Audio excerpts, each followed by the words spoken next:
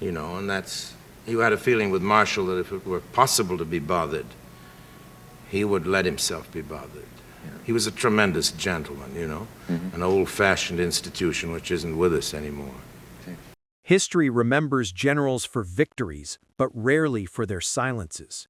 George C. Marshall, soldier, strategist, Nobel Peace Prize laureate, was the quiet architect of Allied triumph in World War II. His public legacy is one of unshakable integrity, a man of measured words who organized the greatest military force in history and then rebuilt a continent with the Marshall Plan. But in the final years of his life, the man once defined by his absolute discretion began to speak of things he had carried in silence for decades. His reflections, offered in guarded conversations, hinted at a dimension of the D-Day invasion that was never meant for history books. A truth buried beneath Normandy's glory, one that reframes the cost of victory itself. This is the story of that truth, not a conspiracy, but something more unsettling, a moral calculation so severe that it haunted the man who made it until his dying day. George Catlett Marshall was never a flamboyant commander. While figures like Patton and MacArthur courted the press, Marshall operated from the quiet corridors of the Pentagon. As U.S. Army Chief of Staff, he was the central node of a global war effort, directing strategy with the precision of a mathematician. Those closest to him sensed a profound gravity, a weight that discipline could not fully conceal. He once confided a core tenet of his philosophy: leadership demands silence where others expect words. This wasn't modesty, it was doctrine. This principle would define not only his command, but also the guarded truths he would carry from the war. No decision illustrates this better than his quiet selection of Dwight D. Eisenhower to lead Operation Overlord. President Roosevelt had offered the coveted command, the chance to be the field general who liberated Europe, directly to Marshall. He hesitated, then declined. Historians have called it humility or a strategic necessity to remain in Washington, but his own notes, preserved by the Marshall Foundation, reveal a deeper motive. He described the invasion as a venture that would demand of its commander more than any man should be asked to bear. It was a chillingly prescient remark. Marshall understood that the man leading D-Day would have to execute a plan built on impossible choices, choices that would never appear in public communiques. By stepping aside, he remained the mind behind the mission, but also the keeper of its complete and terrible logic. From Washington, he would see the entire board, including the pieces he knew would be sacrificed. The invasion of Europe was an operational problem of staggering complexity. The German war machine was entrenched along a fortified Atlantic wall.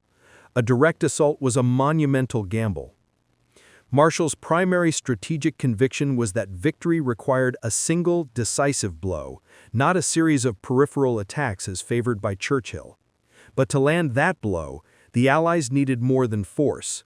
They needed deception on an industrial scale. This was Operation Bodyguard, the most elaborate campaign of strategic misdirection in military history. At its heart was Operation Fortitude, a phantom army created to convince Hitler that the real invasion would strike at Pas-de-Calais, the closest point to Britain. Inflatable tanks, dummy airfields, and forged radio traffic created the illusion of General Patton's 1st U.S. Army Group, a massive force poised to strike where the Germans expected it. It was a theater of war where lies were the primary weapon, and from Washington, Marshall approved every stage of it. The guiding principle was absolute compartmentalization. Information was a currency, and Marshall controlled its flow with an iron will. He believed that every unnecessary word could cost a life. His obsession with secrecy was legendary.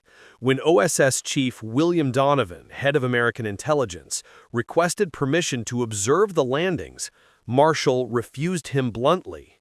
"The fewer who know," he stated, "the fewer we lose." But in his private memoranda, a darker tone emerges. He wrote of consequences beyond calculation when discussing the secrecy protocols. At the time, his subordinates assumed he meant logistical risks, weather, tides, German resistance. In hindsight, his words point to a different kind of calculation, a moral one. In a post-war interview, he offered a stark and revealing statement. You cannot conduct a war and tell the whole truth at the same time. Few grasped its full weight. Only decades later, in light of his final reflections, would the terrifying implication become clear. The deception wasn't just aimed at the enemy. In the early hours of June 6, 1944, as the first chaotic reports from the Normandy beaches trickled into Washington, Marshall sat at his desk, almost motionless. The initial dispatches were a mosaic of chaos and courage. But the cables from one sector were particularly grim: Omaha Beach. Here, the strategic calculus of D-Day met its most brutal reality. Due to unforgiving terrain and the unexpected presence of a veteran German division, the assault waves at Omaha were being systematically torn apart. Allied planners had always known it would be the bloodiest of the 5 beaches. The casualty projections were horrific. It was a known, calculated risk. But Marshall's final fragmented revelations suggest something more.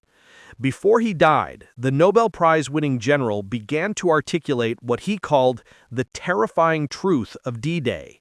It was not a secret of operational failure or enemy infiltration. It was a secret about the nature of the plan itself. In a recorded conversation, he stated it with cold clarity.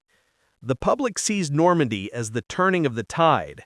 I see it as the day the line between truth and necessity disappeared. He explained, to make the deception of Pas-de-Calais absolute, the Germans had to believe the Normandy landings were, if not a feint, then at least not the primary assault. This required the illusion of a flawed or failing attack in certain areas, an attack that would draw in and pin down German reserves, preventing them from reinforcing other sectors or, crucially, from moving to counter the real threat. Marshall's words suggest an unthinkable strategic logic, that certain landing sectors, particularly the high-risk assault at Omaha, were understood by the highest level of command as sacrificial, not in the sense of being deliberately thrown away, but in the sense that their catastrophic losses were factored into the grander equation of the invasion's success. We sent some soldiers to certain death, Marshall admitted quietly. We accepted that deception required belief, even among our own. The implication is staggering. The information asymmetry was absolute. Thousands of men were briefed under partially false assumptions, told of objectives and support that, for strategic reasons, could not materialize as promised. They were fighting one battle, while their commanders were waging another, larger one. I knew men would die believing they were part of one plan, when in truth they were pawns in another, his voice reportedly faltered.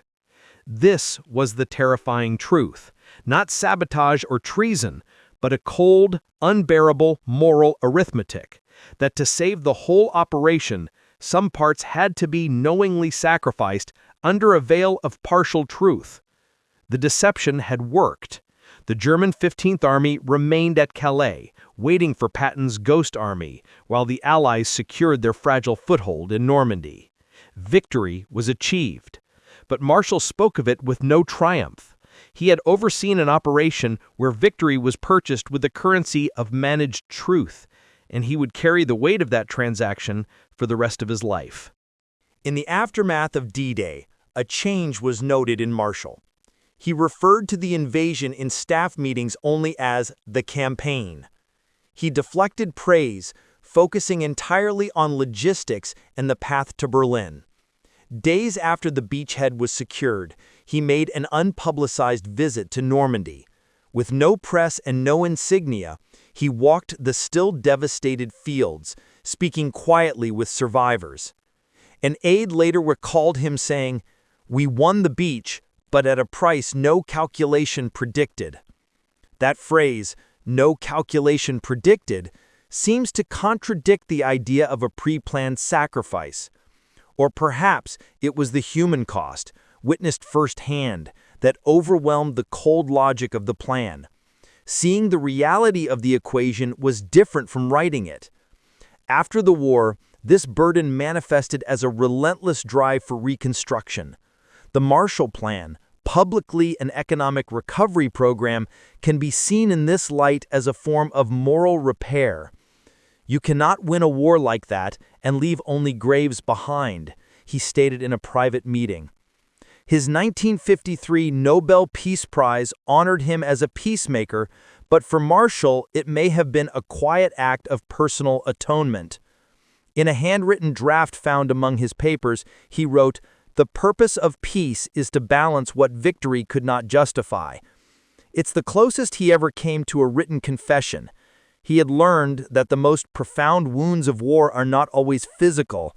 They are the truths that leaders must conceal, the choices they must make in the dark. His final public statements were haunted by this knowledge. The only victories worth remembering, he said near the end of his life, are the ones that don't require silence afterward. George Marshall's legacy is therefore a paradox, a man celebrated for victory who was privately tormented by its mechanics, a peacemaker who understood more than anyone that the price of righteous war can be a truth too heavy to speak. His final fragmented revelations do not tarnish his image, they deepen it, revealing the crushing weight of command. He leaves us with an unsettling question, one that echoes from the shores of Normandy to the halls of power today. In the pursuit of victory, what is the moral cost of a necessary lie? And can a leader or a nation ever truly afford to pay it?